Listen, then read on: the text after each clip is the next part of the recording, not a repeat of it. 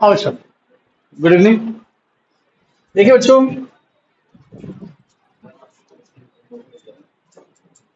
क्या बच्चे, good good. देखिए, आज आपकी फर्स्ट क्लास है। चैप्टर का नाम है some basic concepts of chemistry. Add करना बच्चे को, some basic concepts of chemistry. देखिए, चैप्टर का नाम ही अपने आप में सफिशिएंट है बताने को आप इस चैप्टर में क्या करने वाले हो। आपने केमिस्ट्री के कुछ बेसिक कंसेप्ट्स करने हैं, सारे नहीं कुछ ही करने हैं। कंसेप्ट तो बहुत सारे होंगे केमिस्ट्री के अंदर, और आपने कुछ लिमिटेड कंसेप्ट करने हैं इस चैप्टर में, जो आपको 11th और 12th दोनों साल काम आएंगे। और कुछ कंसेप्ट तो ऐसे हैं कि जब तक केमिस्ट्री पढ़ोगे तब तक काम आएंगे।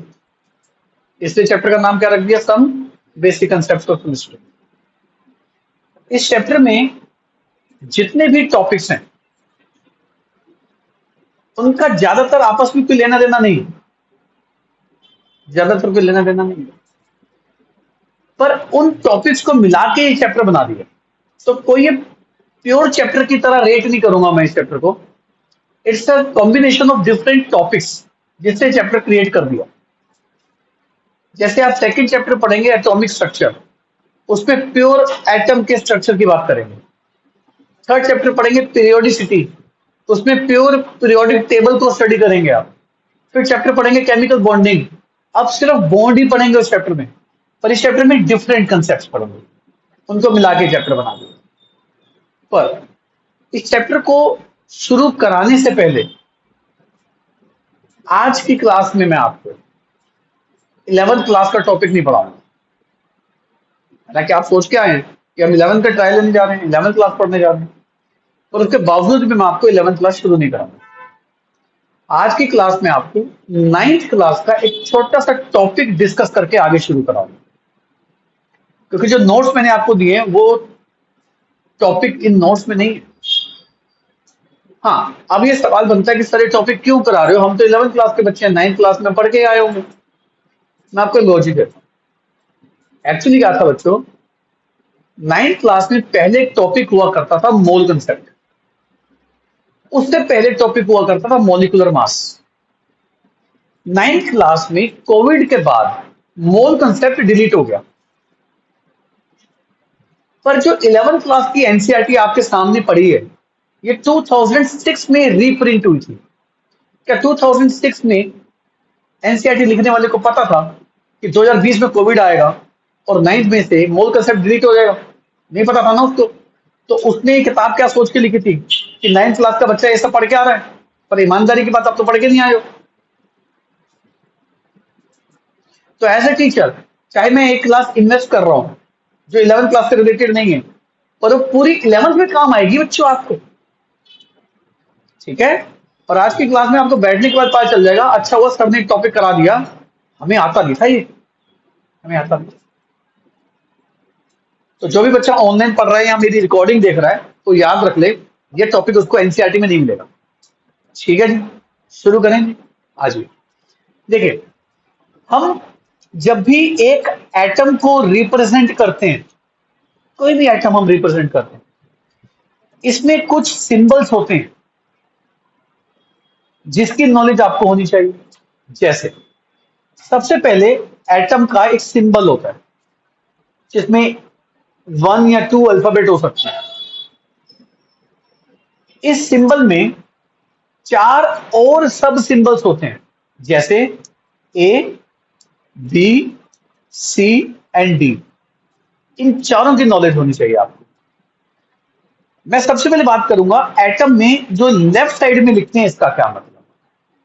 एटम में जो लेफ्ट साइड में लिखते हैं इसको कहते हैं atomic number. Atomic number left side में जो नीचे लिखते हैं, एटॉमिक नंबर का मतलब होता है कि उस एटम में कितने प्रोटॉन्स हैं, कितने प्रोटॉन्स हैं। एटम न्यूट्रल होता है तो कितने इलेक्ट्रॉन्स हैं। तो यानी कि एक एटम में जो भी प्रोटॉन्स होते हैं या जो भी इलेक्ट्रॉन्स होते हैं अगर वो न्यूट्रल एटम है उसको एटॉमिक नंबर कहते हैं, उसको लेफ्ट साइड में नीचे लिखा जाता है। जैसे अगर मैंने यहां पे लिखा ऑक्सीजन 8, मतलब इसके अंदर 8 प्रोटॉन्स हैं, 8 ही इलेक्ट्रॉन्स हैं। मैंने लिखा फॉस्फोरस 15, इसका मतलब इसके अंदर 15 प्रोटॉन्स हैं या 15 इलेक्ट्रॉन्स हैं। ये इसका मीनिंग है। अब हम बात करते हैं जो लेफ्ट साइड पे ऊपर की तरफ लिखते हैं इसका क्या मतलब है। मेरे बच्चों जो ऊपर लिखते हैं इसको कहते हैं एटॉमिक मास। Atomic mass. और इस एटॉमिक मास के अंदर नंबर ऑफ प्रोटॉन के साथ नंबर ऑफ न्यूट्रॉन्स भी आ जाते हैं। क्या आ जाते हैं? नंबर ऑफ न्यूट्रॉन्स भी आ जाते हैं। तो एक होता है एटॉमिक नंबर जो सिर्फ प्रोटॉन बताता है, एक होता है एटॉमिक मास जो प्रोटॉन और न्यूट्रॉन का सम बताता है। यानी कि अगर मैं इस O के ऊपर यहां पर 16 लिख दूं, it represent atomic mass of oxygen. अगर मैं P के ऊपर 31 लिख दूं, जो मैं उम्मीद करता हूं आपको नहीं पता था कि इसका मास 31 होता है, जो 11th क्लास के बच्चे को पता होना चाहिए, तो इसका मतलब ये इसका एटॉमिक मास है। यानी कि ये 31 is a number of, this 31 represent number of proton plus number of neutrons, and this 16 represent number of proton plus number of neutron, which is equal to 16। और अगर मैं फॉस्फोरस की बात कर रहा हूं तो फॉस्फोरस में अभी मैंने बताया ये 15 क्या रिप्रेजेंट करता है, this 15 represent number of protons. और अगर मैं this equation minus this equation कर दूं, तो दिस माइनस दिस कर दूं, तो माइनस माइनस आपने सीखा होगा ये तो कट जाएगा। तो नंबर ऑफ न्यूट्रॉन्स कितने आ जाएंगे? 16 आ जाएंगे नंबर ऑफ न्यूट्रॉन्स। समझ आ गई मेरे बच्चे बात? तो अगर आप इसको और इसको सीख गए हो तो अब आप ये भी सीख लो कि this B minus this A is equal to number of neutrons. बात समझ में आ गई मेरे बच्चों? नंबर ऑफ न्यूट्रॉन्स क्या होते हैं? Mass minus number is number of neutrons. ये बात समझ में आ गई? जैसे मान लो मैं ये लिखता हूं, ये सिंबल हो गया इसका, और ये लिखता हूं, ये नंबर हो गया इसका, ये नंबर हो गया इसका। अब मास की नॉलेज मैं उम्मीद करता हूं 9th क्लास में बच्चा इतनी लेके नहीं आता है 11th क्लास के अंदर, पर 11वीं क्लास की एनसीईआरटी लिखने वाला ये उम्मीद कर रहा है आपसे कि आपको आर्गन का मास पता है। अब मेरे बताने के बाद अगर आपको एहसास हो यार ये मुझे नहीं पता था, तो शायद आप मुझे थैंक्स करेंगे, सर आप टॉपिक पढ़ा रहे हो, ये तो मेरा तो बड़ा नुकसान हो जाता। आप में से कई बच्चे सोच रहे होंगे 36, कुछ बच्चे सोच रहे होंगे 38, पर एक्चुअली आर्गन 40 होता है। याद होना चाहिए। कैसे करोगे आप? इसके बगैर कैसे बढ़ोगे केमिस्ट्री के अंदर? तो इसका मतलब ये हो गया 18 is number of protons and this 40 is number of proton plus number of this is 40। अगर मैं दोनों को माइनस कर दूं तो number of neutrons will be 22। समझ में आ गई बात जी? अरे लॉजिक समझ में आ गया? क्या किया है? This minus this. क्लियर हो गया नहीं हो गया? नंबर ऑफ न्यूट्रॉन समझ में आ गए, प्रोटॉन इलेक्ट्रॉन समझ में आ गए। अब यहां पे बात उठती है कि सर आप इसको एटॉमिक मास क्यों कह रहे हो?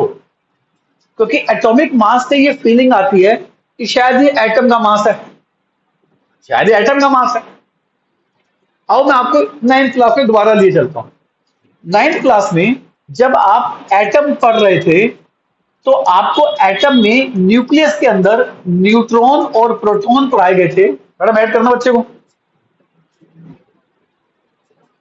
क्या पढ़ाए गए थे? न्यूट्रॉन, प्रोटॉन पढ़ाए गए थे, और बाहर क्या घूमते थे उसके? इलेक्ट्रॉन्स घूमते थे। याद है नहीं याद आप लोगों को?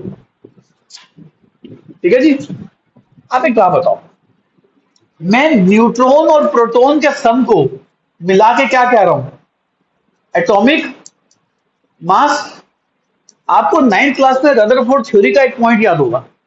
रदरफोर्ड ने एक बात कही थी अपने मॉडल में, हालांकि रदरफोर्ड फेल हो गया था, पर एक बात अच्छी कह के गया था कि entire mass of an atom is concentrated within the nucleus of an atom। ये बात उसने कही थी कि पूरे एटम का मास न्यूक्लियस के अंदर सीमित है, यानी कि जो न्यूक्लियस के अंदर है वही एटम का मास है। पर आपने ध्यान नहीं दिया कि एटम के अंदर तो इलेक्ट्रॉन भी होता है, तो ये भी तो उसका मास में कंट्रीब्यूट कुछ तो करेगा। अब क्यों नहीं करता उसका जवाब दे रहा हूं, अब क्यों नहीं करता इसका जवाब दे रहा हूं। और अब ये जानकारी भी आपको नहीं पता होगी, तो आपको ये फील होना चाहिए कि सर ये जो पढ़ा रहे हो जरूरी है हमारे लिए, ये तो 11th 12th में बड़ी दिक्कत हो जाती है हमारे को। मेरे बच्चों, मास ऑफ इलेक्ट्रॉन जो होता है वो होता है 9.11 इंटू 10⁻³ kg। ये एक इलेक्ट्रॉन का मास है। मास ऑफ प्रोटॉन होता है 1.672 इंटू 10⁻⁻27 kg। आधे से ज्यादा बच्चों को तो ये गलत फहमी होती है कि इलेक्ट्रॉन और प्रोटॉन सेम मास के होते हैं। इलेक्ट्रॉन और प्रोटॉन सेम चार्ज के होते हैं, मतलब प्रोटॉन पे जो चार्ज है ऑपोजिट चार्ज इलेक्ट्रॉन के ऊपर है, यानी कि they are having same charge, opposite charge, magnitude same है, पर दे आर हैविंग डिफरेंट क्या मेरे बच्चों, मास। उनका मास डिफरेंट होता है, यानी कि इलेक्ट्रॉन और प्रोटॉन सेम मास के नहीं होते।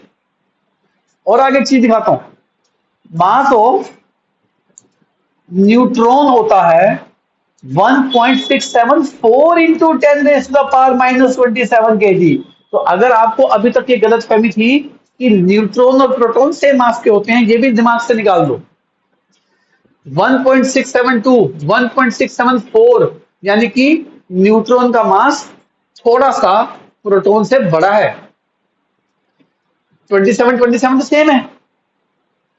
तो अगर मैं इनके मास को अरेंज करूं तो सबसे कम मास निकलता है इलेक्ट्रॉन का, ज्यादा मास निकलता है प्रोटॉन का, उससे ज्यादा मास निकलता है।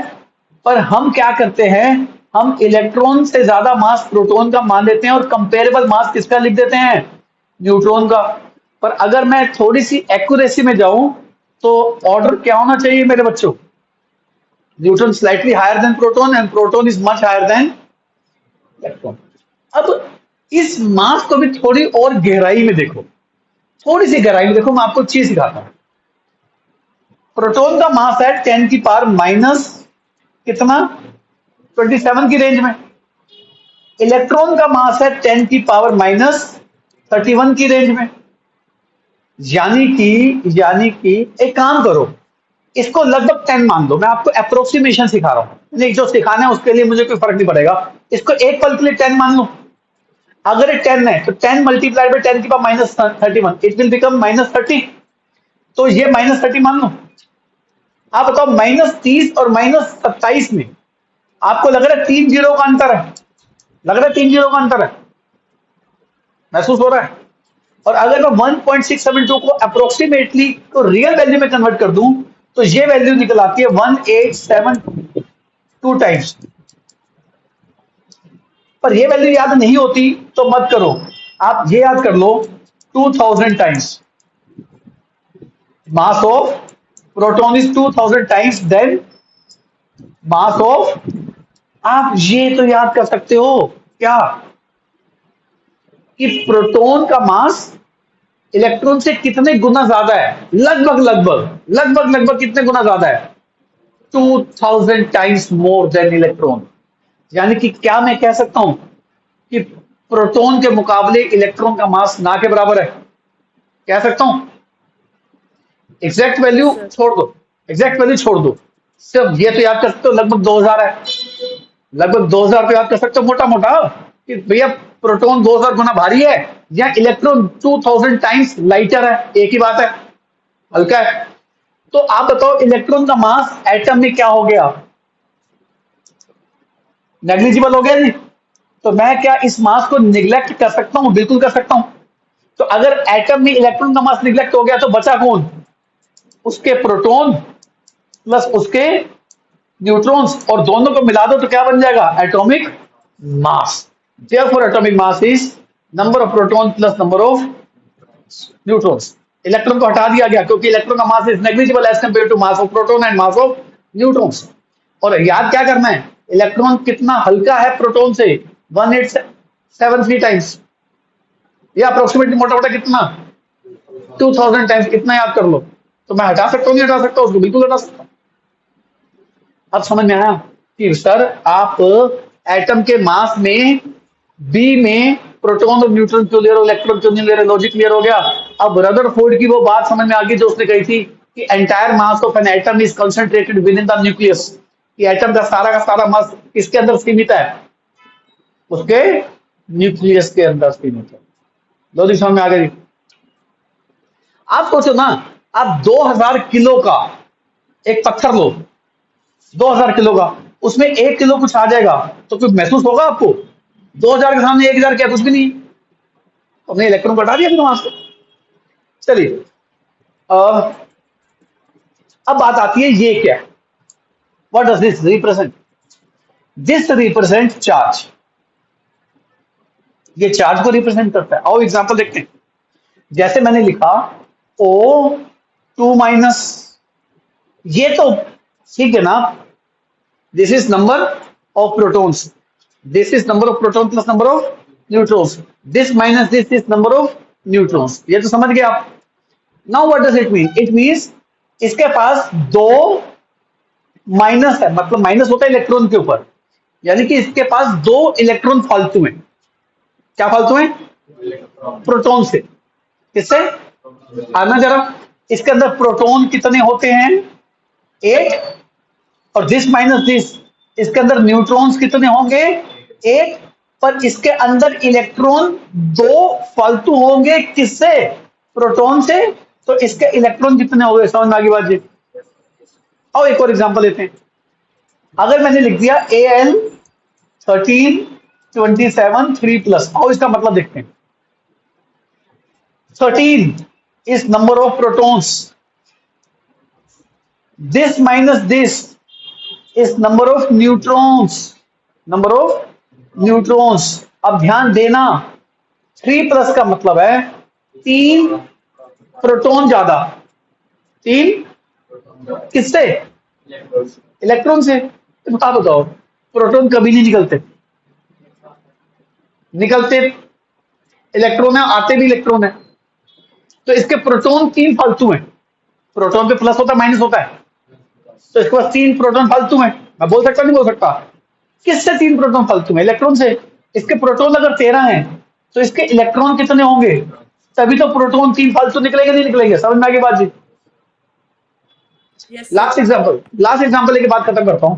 मान लो मैंने लिखा S16 32 2 माइनस, तो प्रोटॉन मेरे बच्चों को दिख गया 16, न्यूट्रॉन मेरे बच्चों ने माइनस करके निकाल दिया 16, इलेक्ट्रॉन का मतलब है कि 2 इलेक्ट्रॉन फालतू। किससे 2 इलेक्ट्रॉन फालतू? प्रोटॉन से। प्रोटॉन कितने थे? 16, 2 फालतू कर दो 18। तो ये भी सिंबल समझ में आ गया। अब बचा लास्ट सी, इसको कहते हैं एटॉमिसिटी, इसको कहते हैं एटॉमिसिटी। और इसका मतलब क्या? जैसे O2 एटॉमिसिटी इज 2, 2 एटम मिलकर मॉलिक्यूल बना रहे हैं। जैसे P4 एटॉमिसिटी इज 4, 4 एटम मिलकर मॉलिक्यूल बना रहे हैं। जैसे S8 8 एटम मिलके, तो ऑक्टा एटॉमिक, ये एटॉमिसिटी हो गई। तो चारों सिंबल समझ में आगे क्या होते हैं? Proton, neutron, proton, charge and atomicity. चारों सिंबल क्लियर है। और आपको ये भी क्लियर हो गया बच्चों कि इसमें मास। हाँ, अगला सवाल बचेगा कि सर इलेक्ट्रॉन, प्रोटॉन, न्यूट्रॉन का मास याद करना है। देखो, आप में से मैक्सिमम बच्चों का ड्रीम जो है या तो जेई है, तो नीट है, सीयूटी है। इन 3 चीजों में जाओगे ना, तीनों की तैयारी के लिए रटना आपने, तीनों की तैयारी के लिए रटना है। पेपर 2 साल बाद देना है, तो बेहतर है इसको अभी याद कर लो, क्योंकि पता नहीं पूरे साल किस टाइप के न्यूमेरिकल्स में जरूरत पड़ जाए। अभी और आज ही याद करके इसको खत्म करना। ये बहुत बड़ी वैल्यू नहीं बता रहा आपको रटने के लिए, रट लो, काम आएगी। केमिस्ट्री में भी आएगी, फिजिक्स में भी आएगी, रट लो। ठीक है बच्चों? हाँ, अब मेरे बच्चों, जो सबसे ज्यादा कमी मैं देखता हूँ, जो 11वीं क्लास के बच्चे हमें अप्रोच करते हैं, उनको एटॉमिक नंबर, एटॉमिक मास ही नहीं आते होते। ये सबसे बड़ी कमी है जो मैं देखता हूँ बच्चों में। इसलिए ये क्लास ले रहा हूं ताकि मेरे बच्चों में जिन्होंने 2 साल 1 साल मुझसे पढ़ना है वो कमी ना रहे। अब एटॉमिक नंबर और एटॉमिक मास 1 से 20 तक आपको याद होनी चाहिए। कहां से कहां तक? 1 to 20। 1 से लेके 20 के बाद नंबर और मास चाहे जेई नीट सब देंगे आप। 20 तक तो याद कर लो, 20 तक तो याद कर लो। तो ये बहुत बड़ा टारगेट तो दे नहीं रहा मैं आपको, ये तो कह नहीं रहा 108 तक याद करो। हाँ 108 तक एटॉमिक, 118 तक एटॉमिक नंबर मैं आपको रटवा दूंगा, ये मेरा प्रॉमिस है। 118 तक एटॉमिक नंबर रटवाऊंगा आपको, याद करा दूंगा, तरीका मुझको आता है। मास की जरूरत नहीं है, 20 के बाद मास दे देंगे आपको। शुरू करें। हाँ आपको एक तरीका बताता हूं। जितने इवन वाले हैं, इवन नंबर वाले हैं, इनका मास डबल है। इनका मास डबल है इवन वाले। मतलब किसी का नंबर 2 है तो मास 4 है, 6 है मास 12 है, 12 है मास 24, 14 है 22। यहां पर आप 1 से लेकर 20 तक के मास क्यों रखते हो? आपको ये पता चल गया कि ज्यादातर का मास क्या है? डबल। आप एक्सेप्शंस याद कर लो। 2 एक्सेप्शंस हैं। एक है बेरिलियम जिसका 4 नंबर है, मास 8 नहीं है, मास 8 नहीं है, 8 से ज्यादा है। एक्सेप्शन याद करो। और आर्गन नंबर 18, मास 36 नहीं है, 4 ज्यादा, 4। तो आप 2 इवन की एक्सेप्शन याद कर लो। सबका क्यों याद कर रहे हो मास भाई? आप मन को ये समझा दो भैया, जितने इवन वाले हैं सबका मास डबल है, 2 को छोड़ के। बेरिलियम एंड आर्गन, जब भी रिवाइज करो ऐसे करो, सबका मास डबल है 1 से लेकर 20 तक, 2 को छोड़ के बेरिलियम एंड आर्गन। बेरिलियम 4 से 8 नहीं 9 है, आर्गन 18 से 36 नहीं 40 है। देर कितनी लगती है? सारे मास याद हो गए इवन वालों के फ्री में। और जितने ओड वाले हैं, ओड वालों का मास डबल से 1 ज्यादा है, डबल से 1 ज्यादा है। मतलब 11 है तो 23 है, 15 है तो 30 नहीं 31 है, 19 है तो 38 नहीं, डबल से 1 ज्यादा है। इसमें भी एक्सेप्शंस हैं, वो याद कर लो। एक्सेप्ट एक तो हमारे लिथियम जी, नहीं नहीं लिथियम नहीं, एक हमारे बोरोन जी। बोरोन का नंबर क्या है?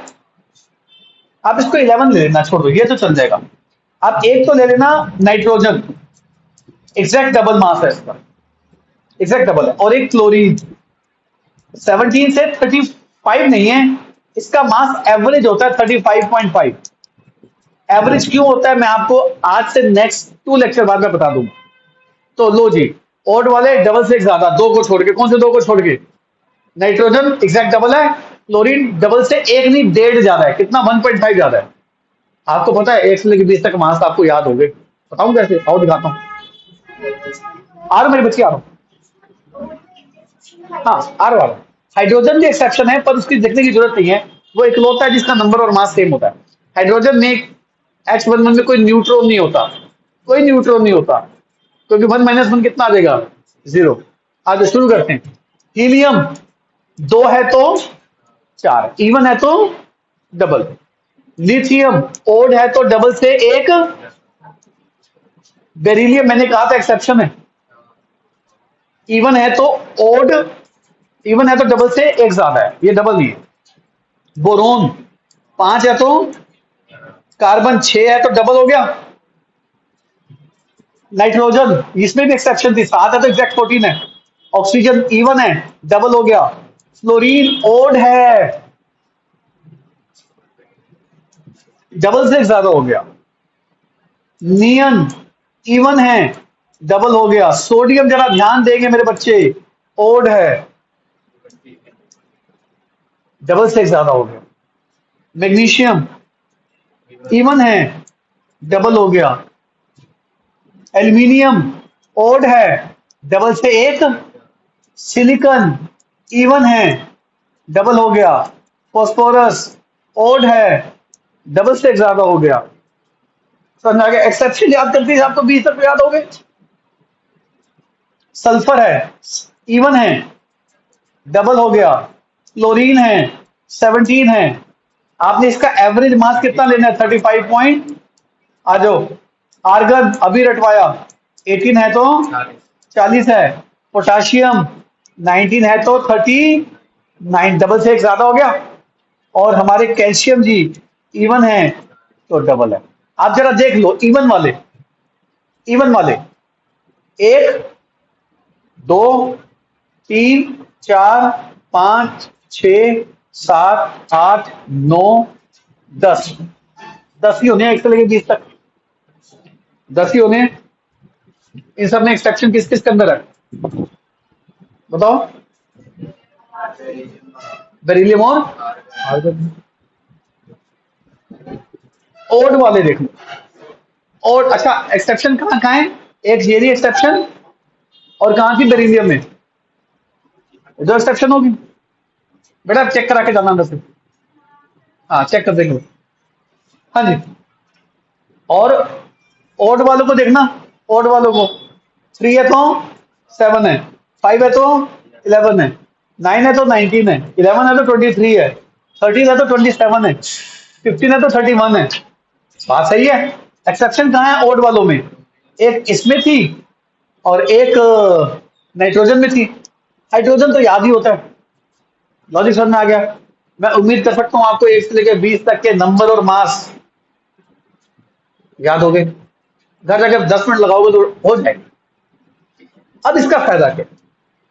अब इसका फायदा दिखता है आपको मॉलिक्यूल के मास में। जैसे मान लो ये एक मॉलिक्यूल है। अब मॉलिक्यूल किससे बनता है? मॉलिक्यूल किससे बनता है? एटम से। तो एटम के मास को जोड़ दूंगा तो मॉलिक्यूल का मास आ जाएगा, तो उसको क्या कहेंगे? Molecular mass. तो वाटर के मॉलिक्यूलर मास की अगर मैं बात करूं तो 2 इंटू 1 प्लस 16, 16 क्यों? क्योंकि O का मास कितना मैंने लिखा यहां पर? 16। तो 2 इंटू 1 प्लस 16, तो वाटर का मॉलिक्यूलर मास कितना आ गया? आप 90% लोगों को देखोगे मॉलिक्यूलर मास ग्राम में बोल रहे होंगे। नहीं बोलना। मॉलिक्यूलर मास की यूनिट होती है ग्राम पर मोल। ग्राम पर मोल क्यों होती है? आज से जो थर्ड क्लास होगी, फोर्थ मेरी, उसमें बता दूंगा ये क्यों होता है। पर मेरा बच्चा मॉलिक्यूलर मास तो ये दिखेगा कि वाटर का मॉलिक्यूलर मास 18 ग्राम है, 18 ग्राम पर सर मोल है। हाँ इसके सर ग्राम पर मोल को यू भी बोलते हैं, यूनिफाइड हाँ मास। हाँ, वो वेट कर लो उसकी बेटा। अब इसकी वेट कर लो। यूनिफाइड मास का मतलब क्या है मैं बताऊंगा। पर यूनिफाइड मास और ग्राम पर मोल में बहुत अंतर है। तो एक बच्चा पूछ रहा है कि सर यूनिफाइड मास भी बोलते हैं एक ही बात है? एक ही बात नहीं है। क्या अंतर है उसके लिए वेट करनी पड़ेगी आपको मेरी नेक्स्ट क्लास में। पर अभी मैं मॉलिक्यूलर मास की यूनिट क्या बता रहा हूँ? ग्राम पर मोल, उसी पे रहना। और ग्राम गलती से मत बोल देना। आगे बढ़े। आज जैसे कार्बन डाइऑक्साइड है, कार्बन का मास मैंने अभी बताया कितना था? कितना था? 12। ये रहा। ओ का 16 था। 16 इंटू 2 32, 32 प्लस 12 कितना हो गया? 44 ग्राम पर मोल। मतलब एक आम बच्चा कार्बन डाइऑक्साइड बोलता है 44 ग्राम, मेरा बच्चा क्या बोलता है? 44 ग्राम पर मोल। ये अंतर हमने क्रिएट करना है। छोटी छोटी बातों को, बारीकियों पे ध्यान करना है तो केमिस्ट्री आसान लगेगी। अगर आप छोटी छोटी बातों को निग्लेक्ट करोगे तो केमिस्ट्री पहाड़ जितनी मुश्किल लगने लगेगी। आप बारीकियों पे काम करो। तो कार्बन डाइऑक्साइड का मॉलिक्यूलर मास कितना होगा? 24 ग्राम पर मोल। अब जैसे अब जैसे सोडियम हाइड्रोक्साइड है, सोडियम नंबर 11, तो मास 23। 23 प्लस 16 प्लस 1, 23 16 प्लस 1 कितना आ गया? 40 ग्राम पर मॉलिक्यूलर मास। अब सोचो, आपको एटॉमिक मास की नॉलेज नहीं है, मॉलिक्यूलर मास कहां से निकालोगे? मॉलिक्यूलर मास नहीं आता, मोल कंसेप्ट में फंसोगे। मोल कंसेप्ट में फंसोगे, स्टोइचियोमेट्री में फंसोगे। स्टोइचियोमेट्री में फंसोगे, कंसंट्रेशन टर्म में फंसोगे। पूरी केमिस्ट्री में परेशान रहोगे आप। तो ये आज की क्लास, ये मत कहना कि सर ने 11वीं क्लास का टॉपिक नहीं पढ़ाया, हमारे को 9वीं क्लास का टॉपिक पढ़ा के भेज दिया। ये आपके लिए जरूरी है बच्चों, आना चाहिए। ठीक है, और आगे बढ़ते हैं। आपने 10th क्लास में इसको सोडियम कार्बोनेट की प्रिपरेशन पढ़ी होगी, सोल्वे प्रोसेस वगैरह से। और देखते हैं, 2 × 23 46 प्लस 12 16 × 3 48 मिला के कितना आ जाएगा 106 ग्राम पर मोल। समझ आ गया जी?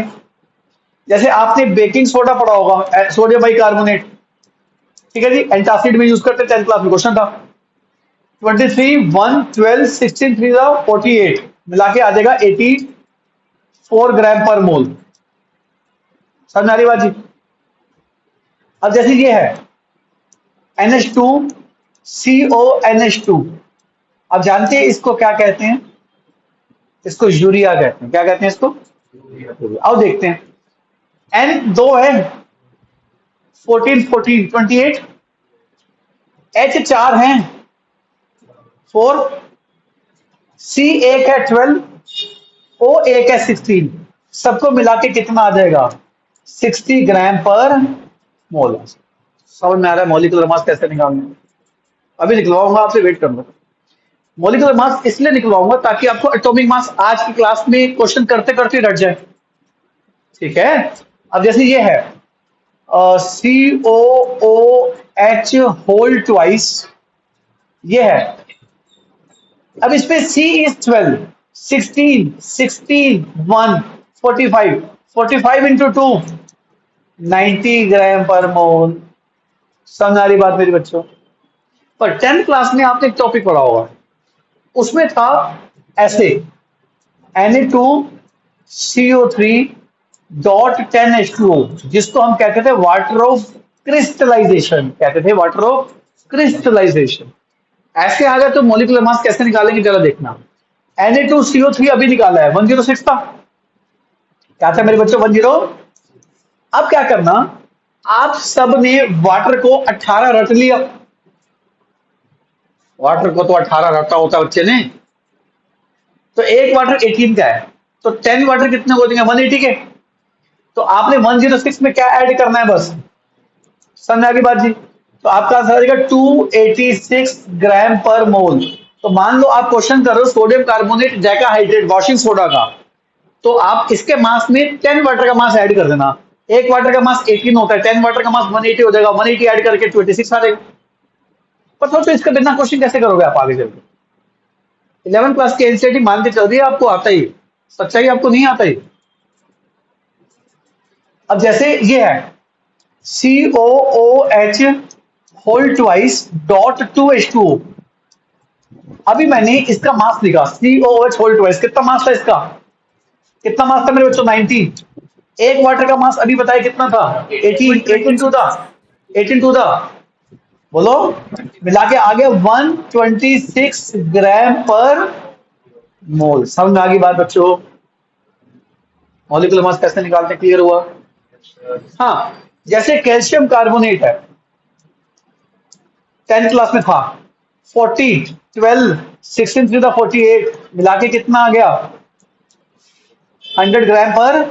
जरा इसको पहचानो, 10th क्लास में पढ़ा हेप्टेन है ये, क्योंकि 10th क्लास में अल्केन का एक फॉर्मूला पढ़ा होगा आप लोगों ने, CnH2n प्लस, तो आपने देखा 7 टू द 14 14 प्लस 2 16, तो ये हेप्टेन हो गया। 7 कार्बन की अल्केन तो हेप्टेन ही बोलोगे आप। अब इसका मास कैसे निकालेंगे, 7 इंटू 12 16 इंटू 1 मिला के आ जाएगा 100। मैं इन दोनों का मास देख सकते हो, दोनों का मास 100 है। और मैं बच्चों को पता क्या कहता हूं, कम से कम 11वीं क्लास की, मैं अपने बच्चों को क्या कहता हूं, भाई 100 वाले दो रट लो, एक है कैल्शियम कार्बोनेट और एक है हेप्टेन। ये बहुत काम आते हैं, 11 छोड़ो 12th में काम आते हैं। यहाँ एक बच्चा बैठा है उसको पता है 12th के अंदर न्यूमेरिकल है हेप्टेन के, तो हेप्टेन का मास निकालते वक्त आपने गलती कर दी, क्वेश्चन गलत कराओगे ना, हेप्टेन 100 होता रख लो, हेप्टेन 100 होता रख लो। आपको इसका फायदा बताऊं, और मैं इसका फायदा बताऊं। 10th क्लास में जब आपने होमोलोगस सीरीज पढ़ी थी, उसमें एक बात पढ़ी थी, homologous series differs bye CH2। ये मैंने अपने 10th क्लास के बच्चे को बता दिया था। होमोलोगस सीरीज किससे डिफर करती है? अब CH2 का मास 14 होता है। अब देखो कितना बढ़िया चीज सिखा रहा हूं। C12 1 into 2 तो आप बताओ होमोलोगस सीरीज CH2 से डिफर करती है, 10th में पढ़ा है। आज पता चल गया कि CH2 से डिफर करती है तो 14 मास का अंतर होगा।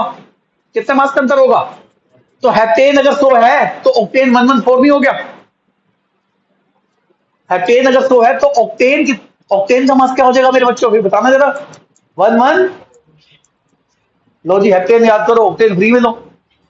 और ऑक्टेन याद है तो नोनेन 14 और ऐड कर दो, 120। और जिसको नोनेन याद है और डेकेन भी याद कर लिया, 142 याद कर लो। और जिसको डेकेन याद है उसको हेक्सेन भी याद हो गया। हेक्सेन इसलिए याद हो गया कि हेप्टेन अगर 100 है तो 14 माइनस कर दो, हेक्सेन का मास आ जाएगा। हेक्सेन का मास कितना हो गया? 86 ग्राम पर मोल। आप बताओ हेप्टेन का मास याद करना वर्थ है नहीं है? तो एक बच्चा साइड में कैलकुलेशन करता है, मेरा बच्चा ओरली बात कर लेता है, सर ऑक्टेन की 114, सर हेप्टेन की सर 100, सर नोनेन की सर 128। 14 का तो अंतर है मेरे बच्चों, क्या दिक्कत है? याद करो। अब 11वीं में आए हो, साइंस लिए है, एक चीज याद करो, दो चीज के फायदे उठाओ। लॉजिक क्लियर है? हाँ, अब जैसे आपने देखा सल्फ्यूरिक एसिड, सल्फ्यूरिक एसिड का हो जाएगा 2 into 1 2, सल्फर 32, 16 into 4, टोटल कितना आ जाएगा? 98 ग्राम पर। Phosphoric acid H3PO4, 3 into 1, P मैंने अभी पीछे लिखा था 31, P का क्या बस लिखा था 31। अरे P याद हुआ नहीं हुआ? 31, 16 into 4 64, ये भी क्या हो गया? नाइट्रिक एसिड HNO3, 1 plus 14, 16 3 था 48, कितना हो गया? 63 ग्राम पर मोल। समझ में आ रही है बात? देखो बच्चों, मैं अपने 11वीं क्लास के बच्चों को क्या सलाह देता हूं, मेरे बच्चे मान भी लेते हैं, आगे चल के उनको फायदा मैं प्रूफ भी कर देता हूं, फिर उनको लगता है अच्छा सर की बात मान ली। मैं आपको एक सलाह दूं, घर जाके छोटा सा काम करोगे,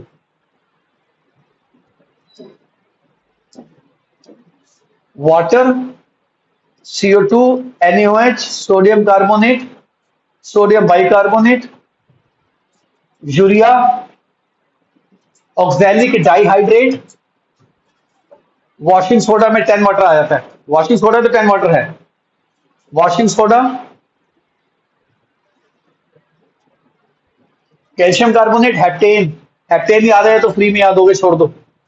सल्फ्यूरिक, फॉस्फोरिक, नाइट्रिक, इनके मॉलिक्यूलर मास रख लो। पता है क्यों? 11वीं और 12वीं में इन्हीं के क्वेश्चन है जो मैंने कहा रख लो। ये तो आने ही आने हैं, और ये बहुत बार आने हैं, और ये मैं सोचता 11th में आने हैं, 12th में भी आने हैं। तो आप सोचो, आप 12th में पहुंच गए, अब यूरिया देखते ही सीधा 60 लिखोगे, आपका दोस्त पूछेगा भाई यूरिया का फॉर्मूला क्या होता है? अंतर है नहीं है फिर आप में और उसमें? उसको फॉर्मूला नहीं पता, आपने मास लिख के क्वेश्चन भी कर देना। ऑक्सैलिक एसिड का क्वेश्चन आ गया, ऑक्सैलिक एसिड डाइहाइड्रेट, इसका मॉलिक्यूलर मास मैंने कहा रख लो, कितना है? 120। अब बच्चा कहता है मेरे को फायदा बताओ, और फायदा बताता हूं। 11th क्लास में आपका प्रैक्टिकल होगा एक, उसका नाम है वॉल्यूमेट्रिक टाइट्रेशंस, उसमें ऑक्सैलिक एसिड का प्रैक्टिकल है। अगर ऑक्सैलिक एसिड का प्रैक्टिकल है तो ऑक्सैलिक एसिड का क्या याद होना चाहिए? मॉलिक्यूलर मास याद होना चाहिए। नहीं याद, प्रैक्टिकल कैसे करोगे? बच्चे का सवाल, सर मैं तो नॉन अटेंडिंग वाला बच्चा हूं, मैं 11वीं के प्रैक्टिकल का मैंने क्या करना है? आ जा भाई, तू अपनी बात भी कर ले। 11वीं छोड़, 12वीं में भी वॉल्यूमेट्रिक एनालिसिस आएगा, 12th की वॉल्यूमेट्रिक में भी ऑक्सैलिक एसिड के न्यूमेरिकल्स है, टाइट्रेशंस आएंगे किसकी? अगर ऑक्सैलिक एसिड 12th में भी आएगा तो 12th में भी किसका मॉलिक्यूलर मास याद होना चाहिए? ऑक्सैलिक एसिड का। कितना इसका मॉलिक्यूलर मास? 1 to 6। मान लो आप अभी जिद में अड़ गए, मैं नहीं याद करता, और जिद ऐसी चीज है जो लंबे समय तक चलती है, 12वीं तक आपके साथ रही वो जिद, आप इस घमंड में रहे मैं तो ऑक्सैलिक एसिड याद नहीं करता, मैं क्यों याद करूं? मत याद कर, घमंड कैसे टूटता है मैं आपको एहसास कराता हूं। आपका 12th में प्रैक्टिकल चल रहा होगा, और प्रैक्टिकल 12th का बाहर से कोई टीचर आता है लेने, वो आपका वाइवा लेगा, वो कहेगा हाँ जी बच्चों आ जाओ, क्या कर रहे हो सर? प्रैक्टिकल। कौन सा? वॉल्यूमेट्री। किसका? किसके साथ? सर ऑक्सैलिक एसिड का। अच्छा बेटा वेरी गुड। ऑक्सैलिक एसिड का मॉलिक्यूलर मास बताओ। सर मैं घमंडी बच्चों में याद नहीं करता। तो कहेगा यहां से उठ, दफा हो जाए यहां से, आपको वहां से भगा देगा वो। कि तो 12th में प्रैक्टिकल कर रहा है, ऑक्सैलिक एसिड का तो मॉलिक्यूलर मास नहीं याद, तूने 11th कैसे पास कर ली? फिर 11th में भी ऑक्सैलिक एसिड आया था। तो ऑक्सैलिक एसिड का याद करना आपके बेनिफिट के है नहीं है बच्चे, याद करो। Oxalic acid 1 to 6। कुछ तो ऐसे हैं जिनको रट लो सुखी रहोगे। CO2 44, यूरिया कितना? 60, कुछ का तो अभी याद हो गया आपको। Glucose C6H12O6, 6 into 12, 12 into 1, 6 into 16, total कितना आ गया? अब आम बच्चा मॉलिक्यूलर मास रफ में निकालता है, मेरा बच्चा ग्लूकोज 180 याद करके आता है। क्यों? क्योंकि ग्लूकोज के क्वेश्चंस 11th में भी हैं, 12th में भी हैं। 180 रट लो। Sugar C12H22O11, 12 into 12, 22 into 1, 11 into 16, कितना? 342 ग्राम पर। रट लो। शुगर के न्यूमेरिकल 11th में भी है, 12th में भी है। और सोचो आपको शुगर का फॉर्मूला नहीं पता, मास कैसे निकालोगे? मास नहीं निकालोगे तो क्वेश्चन कैसे करोगे? और फिर दोष किसको दोगे? टीचर को, कि सर आपने तो सामने नहीं बताया। और कोई नहीं बताएगा। आप 11th क्लास की कहीं पे भी कोई ना कोई फर्स्ट क्लास स्टडी करके आ जाओ, ये कोई नहीं कराएगा आपको, और पूरे चैप्टर में परेशान हो गए तुम। तो कुछ के तो रटने हैं, मैंने लिख दिए, मैंने हाईलाइट कर दिए पिंक कलर से, ये मैंने हाईलाइट कर दिए, इनको तो रट लो, सुखी रहोगे बच्चे, बहुत सुखी रहोगे। अभी कुछ और भी हैं जो सर रटने एक के लिए बार तो जरूरी है। मुश्किल से ना। अभी कुछ और भी है जो रटने हैं आपने, पर मैं अभी आपको बताऊंगा नहीं। हाँ जी। अब अब आप काम करेंगे, मैं आपको 10 मॉलिक्यूल दे रहा हूं जो मॉलिक्यूलर मास निकालेंगे। शुरू हो जाओ।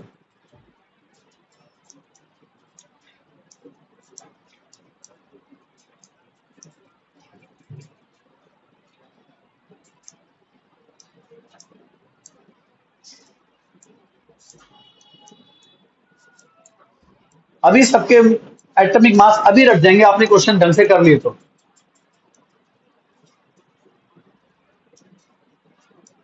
आपको याद होगा ये। अब देखो, आप देखो 10th क्लास में करते थे ना इसको, प्लास्टर ऑफ पेरिस। अब इसको पता क्या करना, इसका मास निकाल के 9 जोड़ देना। क्या जोड़ देना? 9। समझ में आ गया? क्योंकि एक वाटर 9 का था, 18 का था, आधा का कितना हो जाएगा? और ग्राम पर मोल लिखना मॉलिक्यूलर मास।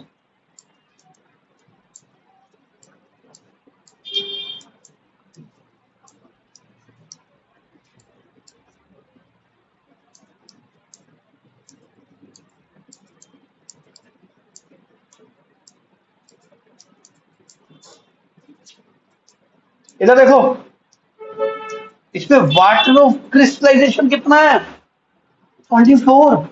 कुछ नहीं करना, 24 इंटू क्या कर देना? 18, और इसके मास में ऐड कर देना। समझ में आया?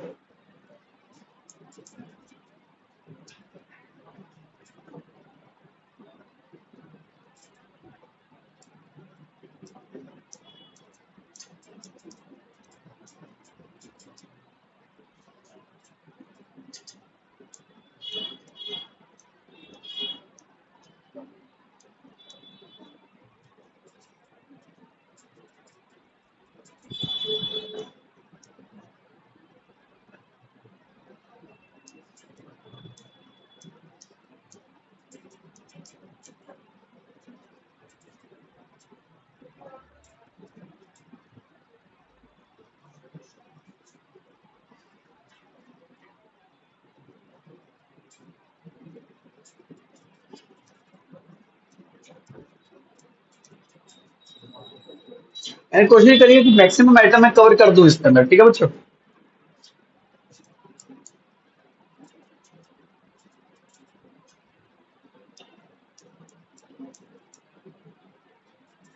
आप इनके मॉलिक्यूलर मास निकालिए। जो बच्चा रिकॉर्डिंग देख रहा है, ऑनलाइन कर रहा है, वो इस नंबर पे मुझे व्हाट्सएप करेगा।